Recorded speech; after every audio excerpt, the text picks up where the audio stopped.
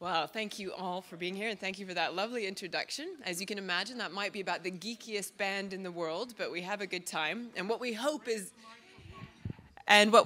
that by having a band full of neuroscientists, people's expectations will be so low that when we start to play, they'll think we're amazing no matter how it goes. So it looks like we're just getting this set up here. So I'll tell you a little bit about what I'm going to talk about today. So I initially did not intend to study movement. I was really interested in how music was processed in the brain. And I'm going to tell you a little bit about some of the brain imaging research I did initially during my PhD that was looking at music perception and in particular the perception of rhythm. So what happens when we're listening to rhythm? And the thing that was very surprising is that it wasn't just the sound areas of the brain that were responding. So people are lying still in an fMRI scanner. I'm sure some of you have had MRIs and know how tight that space is. And what we were seeing was, in addition to areas of the brain that respond to sound, were a lot of areas that responded normally to movement. So then we looked through into the scanner room and said, make sure you're staying very still. Are you sure you're following directions? And came through, yes, we are, it's fine.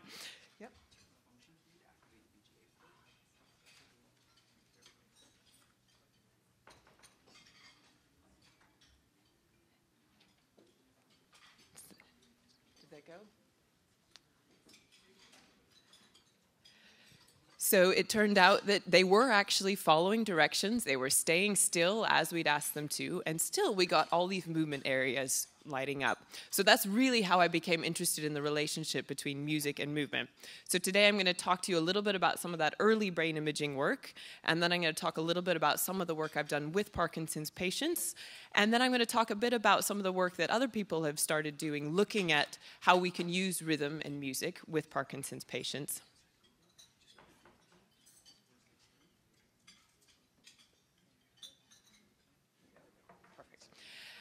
And then I'm going to finish off by talking about some of the future work that is going on in my lab, the things that we're starting to do now, where we're working with Parkinson's patients as well as healthy volunteers that come into our lab and looking at how music affects them. So, one of the things that I think is most interesting about music is that it affects our behavior. And you can see this in any wedding reception when people maybe have had a few glasses of wine and their inhibitions are lowered. People start to do funny things in response to music. However, you can see this response in some other species as well. So I'm just going to show a little video that I think demonstrates what I think is interesting about our response to music.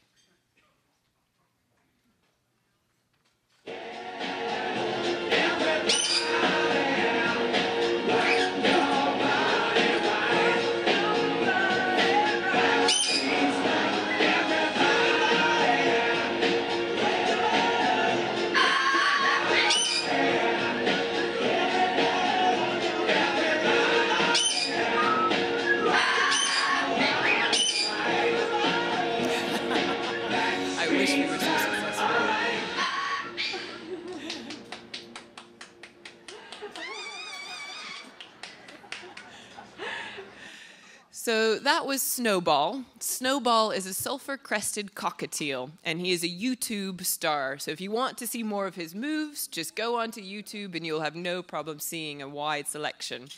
Snowball's favorite band is the Backstreet Boys. I don't think that maybe he's got the best taste, but the behavior that he exhibits certainly is something we all recognize in our own response to music. Now, some of us are a bit shy and maybe don't like to do this response in front of other people, but most of the time, if you can lower inhibitions and remove that fear of judgment and social, oh, are you a good dancer or not, people really do enjoy responding to music this way. And what's very weird about that is we don't really see that in any of our closest evolutionary relatives. So if we look at monkeys, even if we try to train them to tap to a simple metronome, they can't do it. So there does seem to be something special, mostly for humans and some species of bird, that music has this effect on us and wanting to make us move. And if you think about all the components of music, it's quite complex. There's melody. That's often the part that's most important because that's the bit we can sing. But there's different types of instruments that are playing. There are chords and harmonies and accompaniment.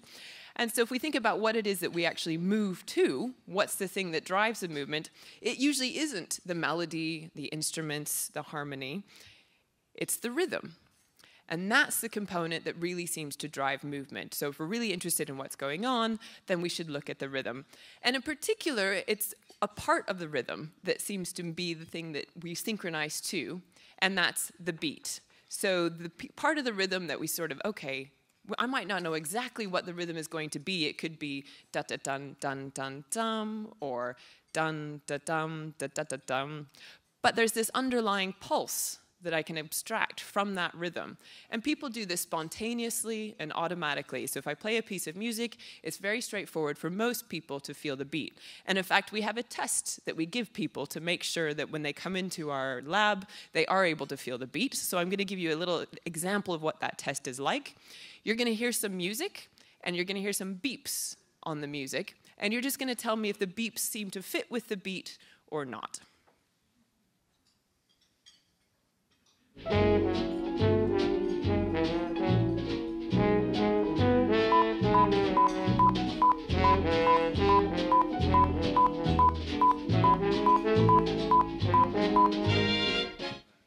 So, who thought that those did not fit?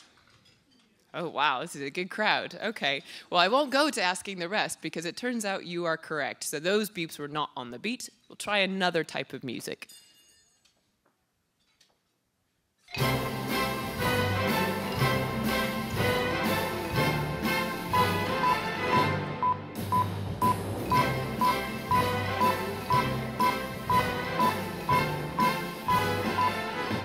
Now, as I'm looking around, I'm seeing a lot of movement in the audience already. You're demonstrating my point for me. So did those seem to be on the beat? Who says yes? Yes, okay. You guys are excellent. I don't even need to go to the third clip.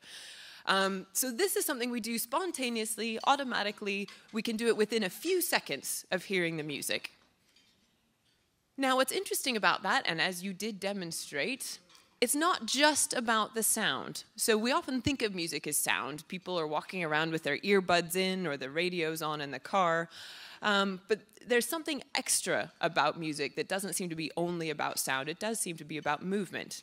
Now, this might be something that we've really learned over time, or it could be a fundamental feature of the way the brain responds to music. And there's some evidence from babies that it might actually be a fundamental feature because, as you may have observed in your own children or grandchildren or other relatives, babies move to music from a very young age. They're not very good at it, but they often get this idea that there's supposed to be some sort of wiggling going on. There's actually been some scientific research that suggests that the way these babies are bounced, so the way that they're moved, can actually affect their perception or how they hear rhythm. So in this study, they played a rhythm that could have been heard as a 1, 2, 1, 2, 1, 2, or as a 1, 2, 3, 1, 2, 3, 1, 2, 3. And what they did is all the babies heard the same rhythm, but some were bounced 1, 2, 1, 2, 1, 2, and some were bounced 1, 2, 3, 1, 2, 3, 1, 2, 3. And then they played these babies, these two groups of babies, rhythms that were either the same as they'd been bounced, so had a good strong 1, 2, 1, 2 beat, or different. So a baby that was bounced 1, 2, 1, 2 would hear 1, 2, 3, 1, 2, 3. And they found that the babies preferred to listen to the rhythms that matched the way they'd been bounced. So even though when they'd been bounced, they'd been hearing the same thing, the bouncing affected what they preferred to listen to. Now, I suspect some of you have pretty scientific minds out there, and you might be thinking, yes, well, but when you bounce a baby, not only is it being moved, but the whole visual world is moving up and down at the same time. This is not just a movement. And the researchers responded to this criticism. So what they did is they had the baby stay still, and the researcher bounced up and down 1, 2, 1, 2, or 1, 2, 3, 1, 2, 3. You can't have much of an ego if you're going to do research with babies. You've got to sacrifice that at the door. And what they found is this time the babies didn't show any preference. So watching someone else bounce didn't have any effect on them. But they still wanted to be extra sure that it was the movement and not vision, so they conducted a third study. And in this study, they bounced the babies again, but they blindfolded them. I have no idea how long it took to acquire these data and how many babies they had to let go out the door before they found the ones that were happy to be blindfolded and bounced the whole time. But they got there in the end. And what they found was, again, the babies preferred to listen to the one that matched the way they'd been bounced. So it wasn't about the vision, it was about the movement. So this is some of the earliest evidence we have for this relationship between rhythm and movement. It emerges very early. And as I mentioned before, you also have spontaneous movement. Your babies tend to move to music, again, not accurately. That's asking a little bit much, but they tend to move spontaneously, even without training. So this was the background at which I was conducting some of my earlier research. Well, if it turns out that music is somehow related to making us want to move, what happens when we look in the brains of people listening to music? We should see areas responding that usually process movement. And because I felt it was the rhythm that was the most important thing, I didn't use music, I just used rhythms. So I played people rhythms and just had a look at what parts of their brain were responding. Now, what I was also interested in was not just what responded to rhythm, but what responded to the beat, because that does seem to be the thing that we synchronize to when we're listening to a rhythm, is that underlying steady, regular pulse. Now, the other thing I was interested in was whether musical training played a really strong role in this. Maybe only people who are trained musicians and know how to produce these rhythms are going to have a motor response to listening. Or maybe it's something that everyone experiences. And so we thought we would examine this. Now, as I said before, some of you may have had an MRI, and often when I tell people we're going to put people in the scanner and play them sounds, people say, how can they possibly hear your sounds over the horrible racket that the MRI makes? And they're right, the MRI is pretty noisy.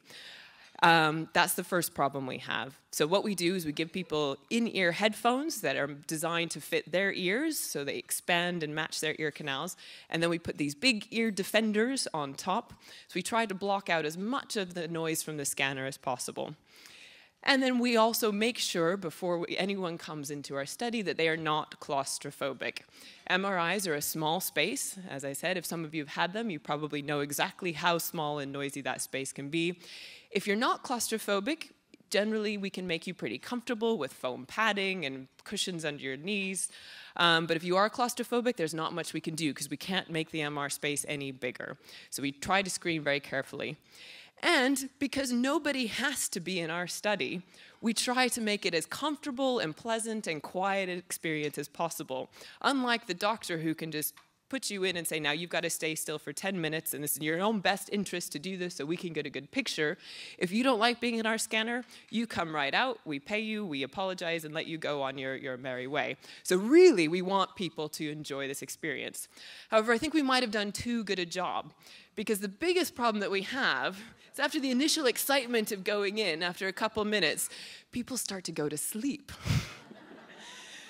So we need people not too early in the morning, particularly if we're testing undergraduate students, and not too late at night, particularly if we're testing adults who have normal sleeping patterns.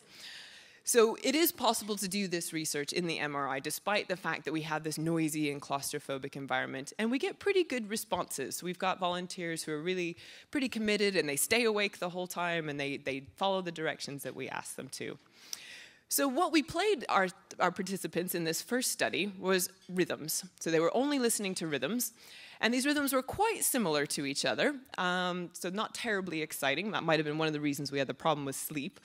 But one of the rhythms had a very clear beat to it, or fairly clear, and one was a little bit harder to feel the beat in. So this way, not only could we look at the response to rhythm, but the response to the beat. And because we don't want people to fall asleep, one of the ways to prevent that is to give them a job to do in the scanner. So the job our participants had was to listen to 2 rhythms, and then they would hear a third rhythm, and they had to say if the third rhythm was the same as the first 2 or different from the first 2. So I'm going to give you a chance to try this as well, because I'm also trying to keep you from falling asleep.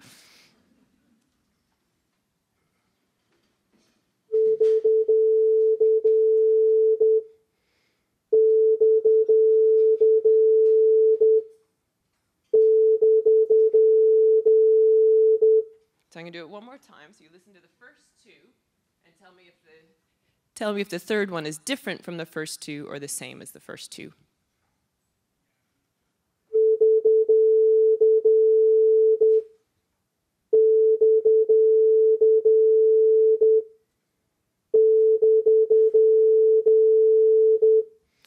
Who felt felt that was same? And who felt that was different? Again, excellent performance. Not only are you awake, you're pretty good at this. Okay, so the next one is going to be a slightly trickier rhythm. This one feels pretty similar, but you don't quite get that sense of regular beat. So in the first one, you know, da da da da da da dum, so dun da da dum da da, or maybe dun da da dum da dum dum. This one, it's a little harder to feel that beat.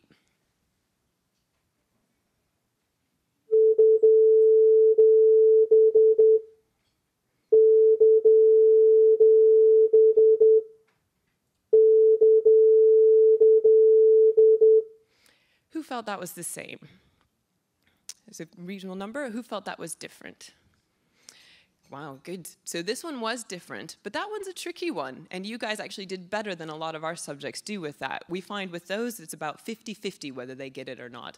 It's a little bit trickier when it doesn't have that regular beat.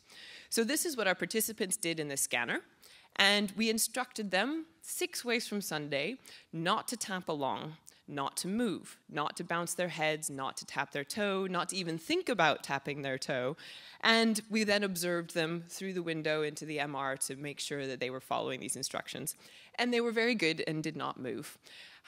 And if we look at the brain areas that responded, I'll show you a picture here. So the picture that's on, I think, your left is as if I've just taken the top of my head off and you're looking at it from above. And you can see there's auditory cortex. These are the areas that respond to sound, located very conveniently right by the ears.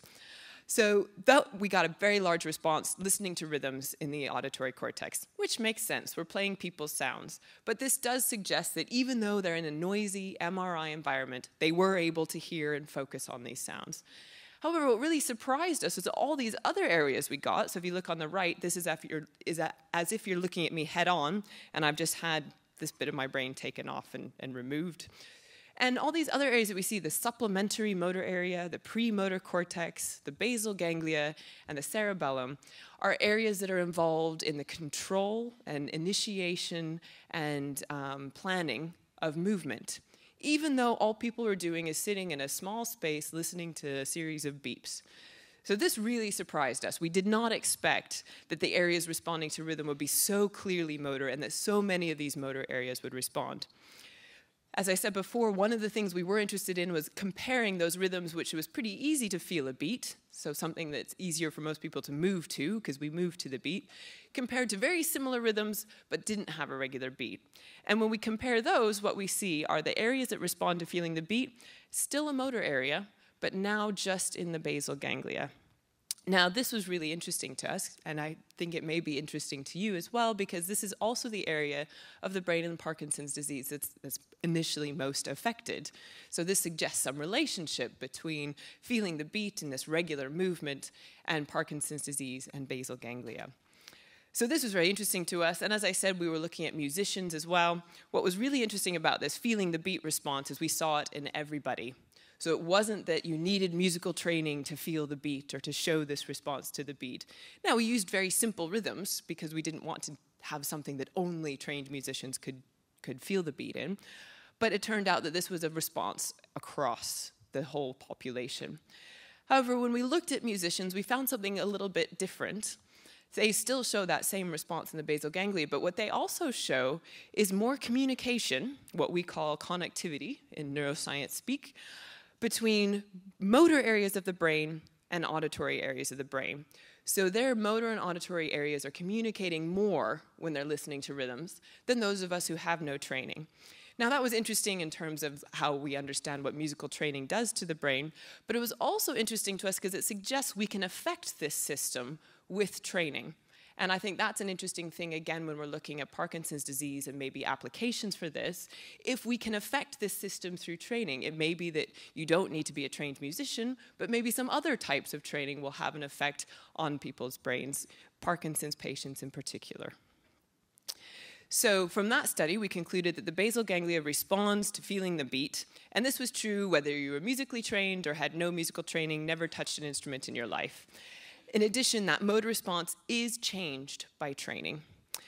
Now, the other thing that comes up, I get people and they say, well, that wasn't music.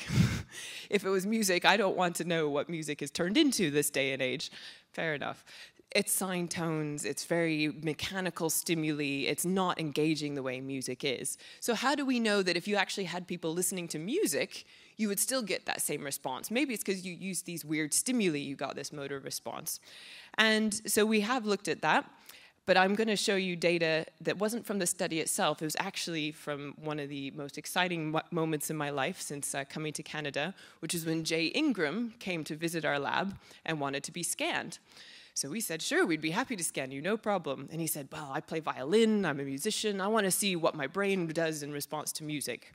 And so what we thought we'd do is we'd play him music, and then we'd play him those rhythms that you just heard, and we'd see if the motor area response was the same between the two, which would tell us that the motor response we're getting in music is due to the rhythm. And so this is Jay Ingram's brain listening to music. Now this is a sort of three-part picture. Again, on the sort of bottom panel there, it's as if you've taken the top of the head off. You've got this very strong auditory cortex response, so listening to sound. And music is very complex sound, so we're getting a lot of auditory responses. And then the top left panel is where we're looking at him straight on. So maybe we've taken off the front of his head and you're just looking at him. And again, we see this supplementary motor area and premotor cortex. So plenty of motor responses. And on that right-hand panel, that's another view of the supplementary motor area. So unless you're a trained neurologist, you might just have to take my word for it that that's where those brain areas are. But if you are a neurologist, you could verify that for me. So that was Jay listening to music. When we played him those sine tones, those beepy waves, and made him do the same task that you guys just did, this is what we got. So we still get this auditory response in the bottom panel there. It's not as big as the auditory response we get to music, because we're playing very simple sounds by comparison to music. But what we do still see is on those upper two panels, very clear supplementary motor area response, premotor cortex. Oh, and I left out, there's also the basal ganglia. So the very middle part there is the basal ganglia. So his brain, and it turns out when you look at scientific studies with larger groups of people, you get the same thing, is responding to music and rhythm with motor areas. These motor areas are coming online, whether it's music or whether it's rhythm. So one thing that fMRI, or brain imaging, isn't very good at telling us is whether the basal ganglia are crucial for feeling the beat. So we see this area light up, but maybe it lights up because people like those rhythms more, or they find them a little bit easier.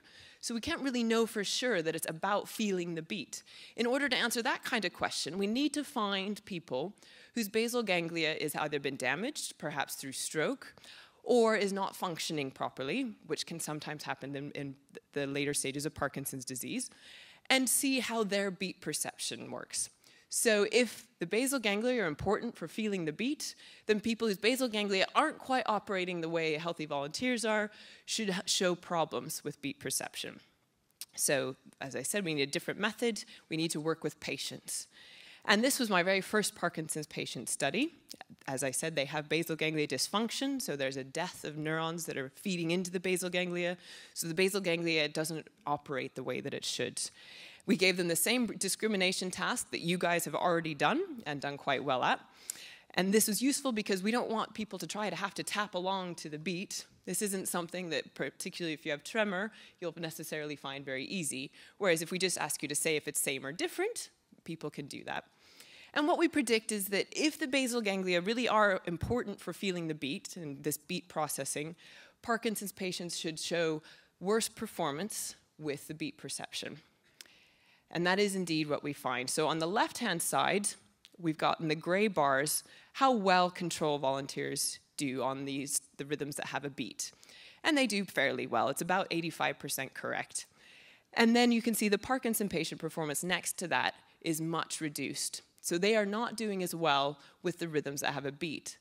On the right-hand side, we've got the rhythms that have no beat. And there, Parkinson's patients and controls are doing fairly similarly. Parkinson's patients are a little bit worse, but not much worse. So they seem to have a specific problem, not just with rhythm. Their rhythm overall seems okay, but they don't get that benefit from the beat that healthy control volunteers get. And I'm going to come back to that because that's a little bit puzzling and has been driving some of the research that we've been working on. What it does suggest is not only are the basal ganglia active when we hear rhythm, they are important and necessary for getting that beat-related response. So we get a deficit specific to the beat rhythms in Parkinson's patients. Even though the rhythms are easier for healthy control volunteers, they don't find that. And this suggests that the basal ganglia have a crucial role to play in our response to rhythm. So this is now very strong evidence. We have brain imaging evidence, and we have evidence from patients that there's a link between rhythm and motor responses in the brain. To have a normal response to rhythm, you have to have an intact motor system. So this leads me to the second part of my talk, which is, well, can we use this somehow? Instead of just looking at what happens in brain scanners when people listen to rhythm, can we use rhythm to have an effect on behavior as opposed to just observing what it does? And there are some therapeutic applications. So these, I think, are most fruitfully applied to various motor areas. And these areas are commonly affected by stroke.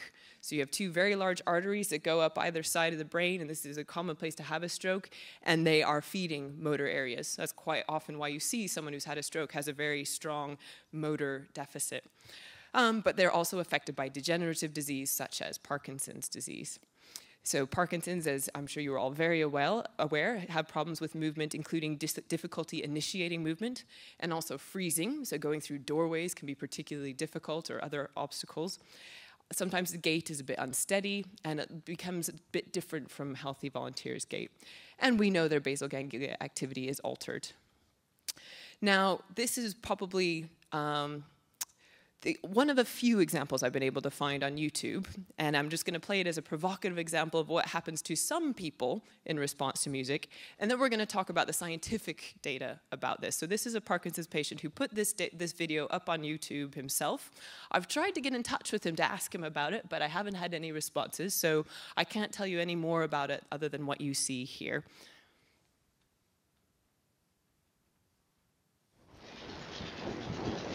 Now, you can't really hear what he's saying very well, but it's not terribly important. It's more just important to watch his movement. So he has freezing. Freezing.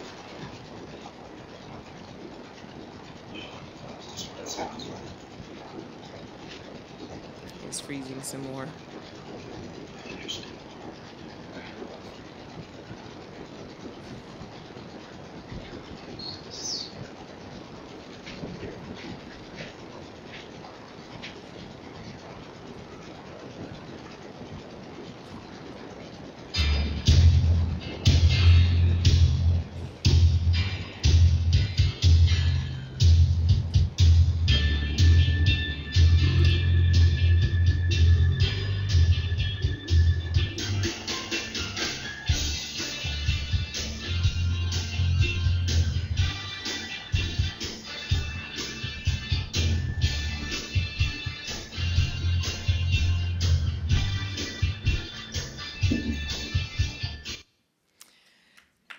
Exciting stuff, huh? So as a scientist, when you see something like that that's so dramatic, the first thing you do is get really excited, and then you start thinking about all the things that might mean that that's not true for most people. You say, oh, well, he's weird, or it's not true, or... So that's what drove me to start looking. Once I saw that we were getting these motor responses to music and rhythm, well, what has been done with this? And several researchers, I'm sure some of them have come to some of these meetings and spoken to you about their research, have started to look at this. So this is an area that's been under research for several years now. And I'm going to go through now some of the details about how it is that people have used music or rhythm to try and aid movement and what they've found. So I'll talk a bit about the scientific evidence as opposed to a single YouTube video, which again is super exciting, but we don't really know how that applies to the general population of patients. Often this is called rhythmic auditory stimulation. It wouldn't be any good if any person off the street could understand that we were using music to help movement. We have to get it a very fancy name so that the meaning is very obscure, and therefore only neurologists and physiotherapists and someone could talk about it. That's the only reason I can think why you would use a name like that for something that seems so simple and natural. The other things that have been tried, there's a variety of different ones. The other one I'll touch on is dance therapy, and I gather there'll be a session after my talk that actually touches a bit on dance and Parkinson's disease. So what we're really interested in when we're looking at rhythmic auditory stimulation, or the effect of music on movement, is various parameters of gait. So what is gait? Again, wouldn't be any good if you could just understand that I was talking about walking, so I have to give it a new name that most people don't understand, which is gait, and that just simply means the way locomotion is achieved using human limbs, or the way we walk. And there are various things we can measure about the way we walk. One is the length of our stride, so that we usually just measure where the heel touches on the left foot, and then again when the left foot touches later on, what the distance was between the two heel strikes. Stride time, so how long does it take you to go from that heel strike on one foot to the heel strike of the next step with that same foot.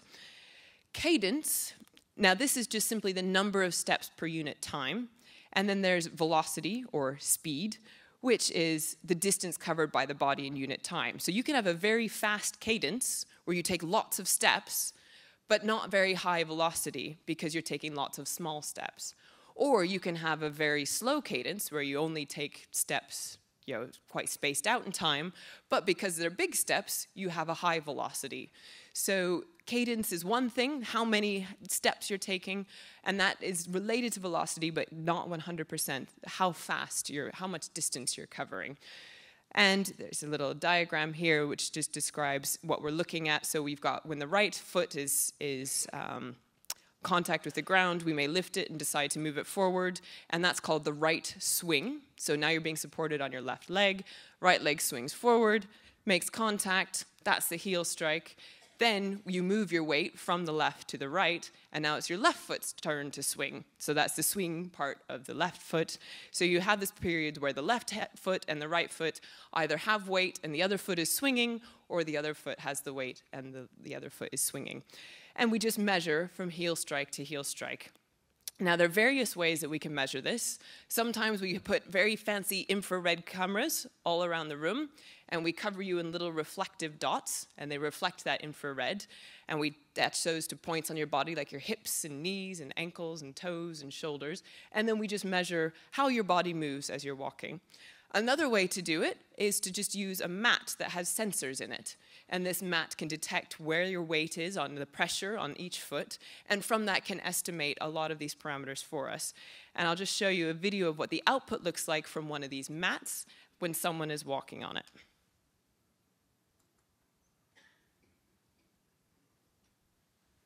So they're starting, there's the pressure going onto the left foot, then to the right, and to the left.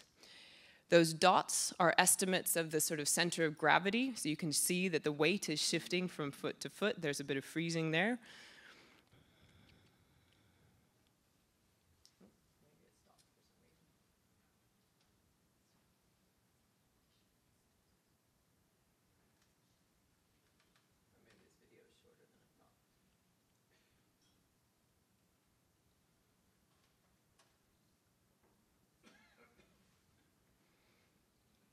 Sorry, I thought it was longer than that. We'll see if it is. Yeah, there we go. I'll stop again.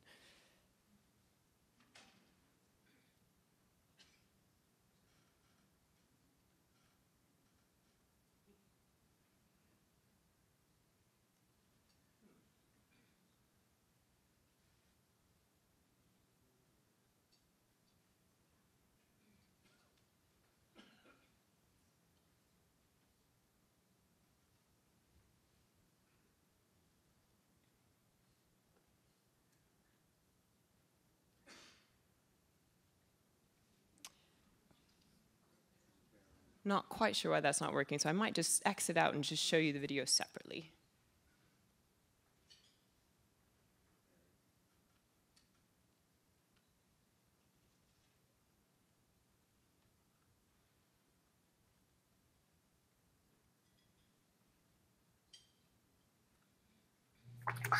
The following is an example of a client walking down a Gait right walkway utilizing the PKMass software for analysis.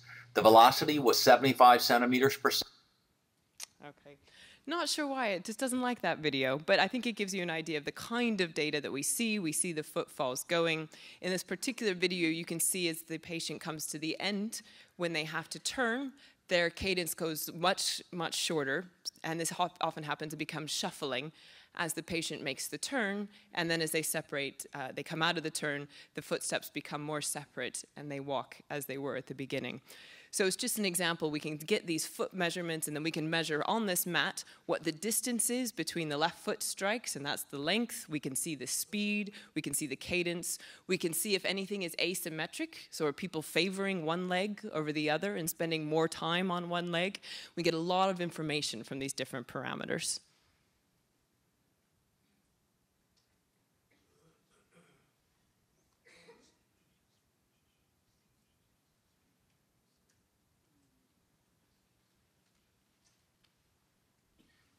So what we would want to do usually is compare those parameters. So we get someone to walk on this mat or while we're doing motion capture when there's no music and no rhythm playing versus when there is.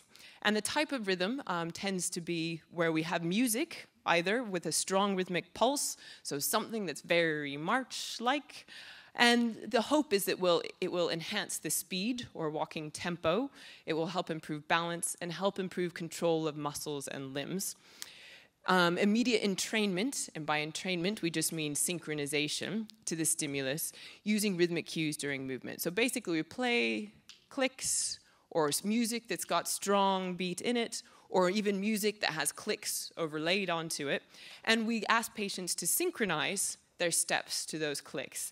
Now you can either use it just as it is and play, metronomes, and people will sometimes, if it works for them, they will keep metronomes around their house, or they'll use a small pocket one and set it going at the right rate. The other thing you can do is try to train people over time to use this to see if the improvements will extend beyond the time of training and last after the, even when you don't have a sound, that the practice with walking to the metronome will have helped you somehow. The speed is very individual, so different patients have different walking rates. So the speed or the frequency of the metronome or the music has to be set at an individual's what they call resonant, which just sort of means your natural frequency of movement. And the idea is that there are limit cycles. So these are the frequencies at which any moving system performs optimally.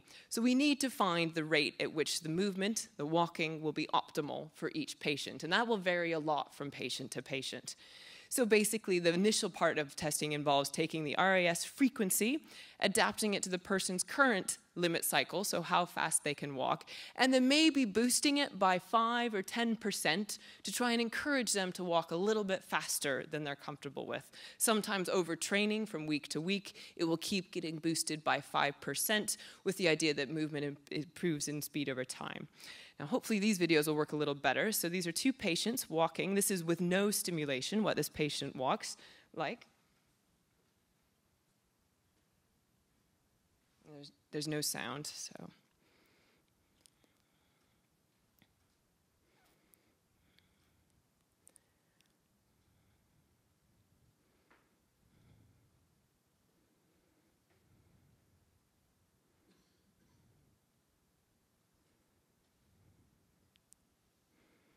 And then you can see there's freezing. So what they're supposed to do is walk through that doorway, which is a tricky thing for some patients, press a button on the opposite wall, turn around and come back through this walkway.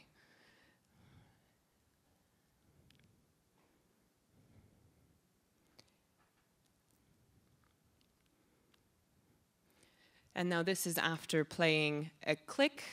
It's just a short click, it's not music in this particular case, and asking the patient to do the same thing.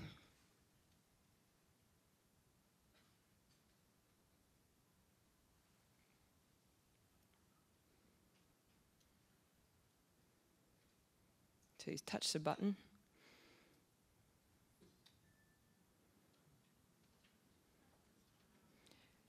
Now, as scientists, we're just like everyone else. We take our best cases and make the videos of those and put those online. They do have another case. I'll show you that one as well.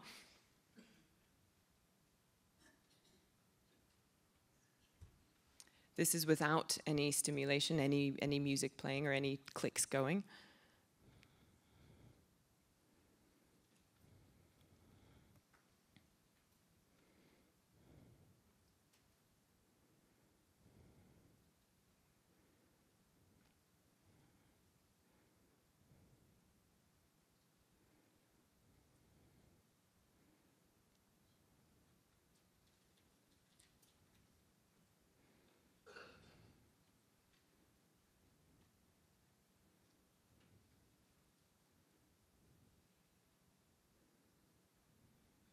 So as you can see, freezing is a real problem through that doorway for some of these patients.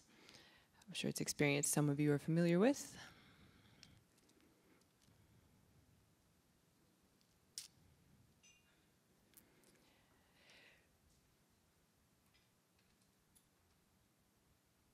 And this is with the clicks being played.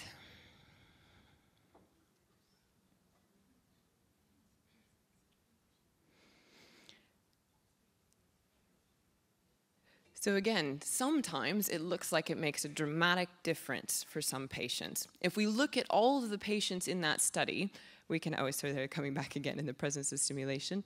Sorry. Again, dramatic improvement. If we look at all of the patients, 2 or 3 patients have that sort of dramatic improvement, where they're having very severe freezing beforehand, and then it drops down.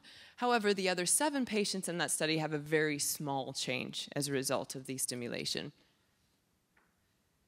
So this is just a graph that shows that, and basically on the left, we have how long the freezing happened for, and on the right, it's how many times they froze. Each little bars for each patient, and the gray bars are when they're without any stimulation, they're just walking with as they would normally. And you can see for a couple patients, 3 and 10 in particular, they freeze a lot and for a long time when they don't have any stimulation. And then in the white bars, we've got what happens when they have this 110% clicking. So that means the clicks are set at 10% faster than they normally walk. And you can see for patient 3, they go from having long episodes of freezing to none, and having several episodes on the right-hand side to having none. So there's no white bar. There's no freezing for that patient. Same with patient 10, or the far right one, also a dramatic reduction when there's stimulation playing compared to when there isn't. However, many of those patients along in the middle, there's some change and it's in the right direction, but it's not nearly as dramatic. And this is often characteristic of what we see when we look at scientific evaluations of rhythmic stimulation or music stimulation. It really just varies a lot from person to person. The nice thing about it is there are no side effects. It can't hurt you. At this day and age, you can walk around with headphones in or on and no one will even look at you twice because that's what everybody does. So in some ways, that's the best thing about it, is that there's no negatives that can happen from it. So it's promising, but very variable across individuals. The studies that have been done tend to have very small groups. The variation in the way the stimulation is given, some people use clicks, some use music, some use clicks with music, some have a piano accompaniment. It can be as big or as small as you want. And so it's hard to compare across all these different studies because people are all doing it in different ways. The control condition is often nothing. So particularly for the training studies where you ask people to walk over and over again, half an hour a day for several weeks, and you see a benefit, you then don't know if the benefit is due to the fact that their exercise has gone up, and they've spent all this time walking, or if it's to do with the fact that they were using music or the clicks. So sometimes it could be hard to know what's driving the effects. And different studies find effects on different aspects of gait. So that study found it for freezing. Other studies have found it for balance or for speed. So again, it depends. Not all studies find effects in the same way. So it's so variable. It's really frustrating when you want to take this out and apply it in the world, and yet you don't know what the best thing to do is. Dance therapy is the other thing that's been tried, and this is also quite interesting because dance is more complicated than walking in many ways. So it requires dynamic balance. You've got to shift your weight in funny ways at different times. And it requires you to adapt to changing environments. And the dance therapy that I'm most familiar with, because I have a colleague who does it, has been using tango. And there you've got a partner, so you've got to adapt to what your partner is doing and not step on their toes and hope that they don't step on yours. So it's really quite a challenging thing. The other good thing about these dance programs, and I think this is often overlooked, is that they are often done in groups, and this can really improve the social networks that people have and the quality of those networks. So they're meeting with these people on a regular basis. These people are in the same situation, so as patients and usually caregivers, so people can exchange strategies and stories, and you get to know and make friends over time. And these friends often have useful information for you. It can encourage social interaction between you and a loved one. So doing this dance is a kind of a fun new thing to try for some people. And one of the better things about it too is it seems to help increase adherence to exercise. So if you're doing exercise that's a bit more fun, you might be more tempted to stick with it as opposed to simply walking, which not everybody enjoys. And the one study that started all of this research found that 10 weeks of tango lessons improved balance more than 10 weeks of the standard physical therapy that Parkinson's patients received. What's nice about that is they're actually using a control condition that controls for the physical aspects. So it's not that the control condition did nothing. Those people were still getting intervention, and it was physical intervention, but it wasn't quite as effective. And they were really pleased about the fact that it helped balance, because balance is the #1 thing that can lead to falls. So if you have problems in balance, you might fall, and that can lead to injury. So that's what we sort of, the part of the presentation, it talks a little about what we know about stimulation, gives you a brief picture about some of the studies that have been done. There is more. But I'm going to move now to some more theoretical questions about why would music be associated with movement in the first place? How did this even happen? And how does it happen from 9 months of age or potentially even younger? And I think this has to do with historically the way music was made. So 100 years ago, if you wanted to listen to music, you might, if you were wealthy, be able to put on a record.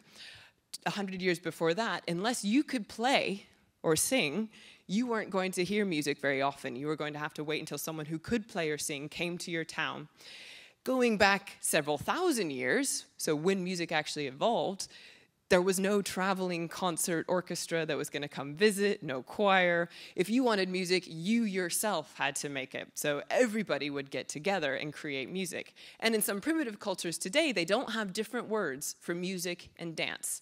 The idea that you could have music as something you sit silently and listen to and don't participate in is completely foreign to them.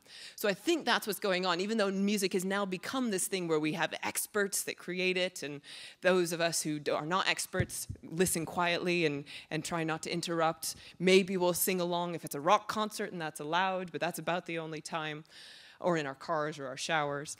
But when music evolved, you didn't have this. There were no iPods, there were no experts. Everybody was as expert as anybody else. This was something you did all-inclusively as a group. And I think that's probably where these connections got made. When music evolved, it was because you were producing it to make it. Now, there are two ways that this may alter the motor function that we see in Parkinson's patients, and we actually don't know which of these it is. So this is where some of the future work in my lab is going. One is that it may stimulate a system that is not functioning actively enough. We saw that the basal ganglia responds when people hear rhythm and hear a beat. So maybe it's boosting activity in these areas, and that's increasing people's ability to move. Or it could be that it's bypassing the basal ganglia. It's using some of those other motor areas that are responding, and that's allowing those other areas to take some of the role that the basal ganglia normally does and allow movement to happen. And we still don't know which of these two is the case. So I'll end with some of the future directions in my lab. So one is to use FMRI some more and look at how patient motor systems respond to rhythm. Are we getting activation in the basal ganglia? Is it stimulating the system? Or is it we getting activation in other systems that are bypassing the basal ganglia? And this will help us learn, I hope, about how rhythm affects movement in patients and which systems are coming online. And then also, maybe we could use fMRI to actually select music that gets the biggest motor response in a particular patient's brain. Everybody has very different preferences with music and different rates and different walking rates. So maybe what we need to do is find a way to get the music that has the most impact for one person and use that for them. The other thing I'm really working on at the moment in the next couple months, so as I said before, it seemed like Parkinson's patients weren't doing as well with those beat rhythms when they had to detect changes. And most of the rhythmic auditory stimulation that is out there today relies on synchronizing to a beat. You're walking to the beat. But if you have a bit of a problem feeling the beat or synchronizing to it, maybe that's not going to help you very much. And if you look at, again, any wedding, it's not always those who have the best sense of rhythm that are out there dancing the most vigorously. There are clearly a lot of other things about music that make us move. The beat is one part of it, but it's got to be a song you like. It's got to be a song you're familiar with. Maybe it's one you have great memories for. These are the sorts of things that have remained pretty unexplored in this literature. And we're really hoping that we can look at these effects and say, okay, well, maybe we can get a piece that's at walking pace, but what are the pieces you like and remember from your childhood, or things that you listen to regularly that you would enjoy hearing and using as a way of therapy? And does that have a better effect than something that I pick or just simple clicks? So the idea is to try and optimize these effects for individuals. So it's not just a couple patients that seem to benefit, but that maybe we can get more patients to benefit. So in summary, my take-home message is we are moved by rhythm, especially the beat. Hearing a rhythm causes activity in motor brain areas, even when you're staying still. The beat in particular seems to give the basal ganglia a good response. And the basal ganglia are really crucial for beat perception. They're doing something important in beat perception. Music and rhythm may help movement disorders, though there's much research that remains to be done. And I think optimization for individual patients is really what's going to be crucial. So thank you so much for your attention and staying awake through the post-lunch dip. I really appreciate it.